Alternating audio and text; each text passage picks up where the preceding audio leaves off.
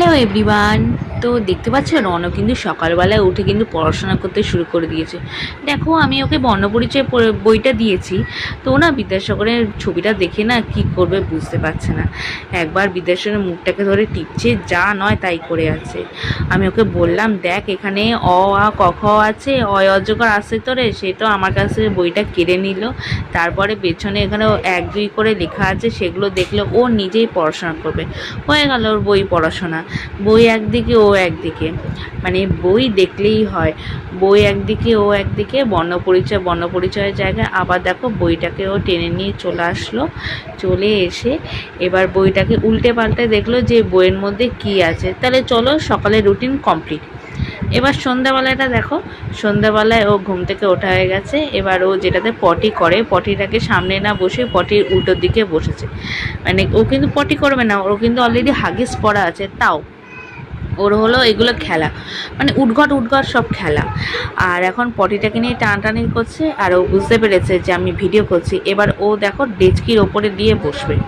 ও নিচে বসতে পারে না, আবার ডেচকির ওপরে নিয়ে বসবে। তোমরাই শুধু দেখো যে ওর কাণ্ডগিরিটা দেখো।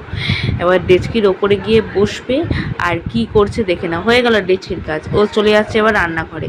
মানে রান্নাঘরে হেন জিনিস নেই জানো, কালকে রান্নাঘরে সিলিন্ডার ফেলে দিয়েছে, অথচ সিলিন্ডারটা খালি ছিল। ওই কারণে আরেকটি হলে আমার পায়ে লাগতো। আমি রান্না করছিলাম ওই ঘরেতে, রান্নাঘরেতে আমি রান্না করছিলাম, আমি সরে এসেছি বলে আর আমার পায়েটা লাগেনি। আমার পায়ের লাগার কোনো দূরে থাক, ওর লাগেনি, সেটাই হলো।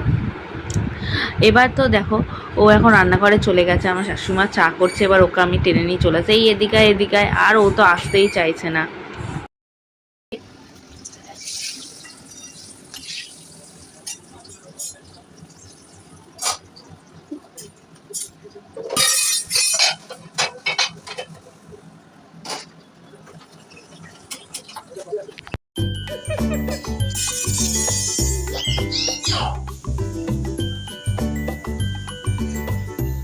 কি করছিস?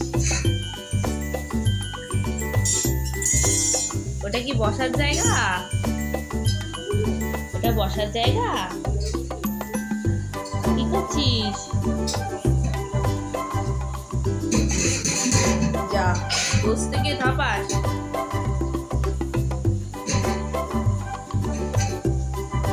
এটা কি বসার জায়গা? বসার জায়গা?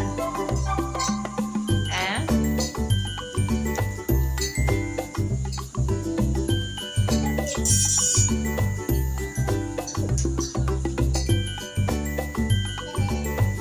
ফোন করো, হ্যালো করো, হ্যালো করো। এবার কোথায়? আবার ওই দিন কি হবে?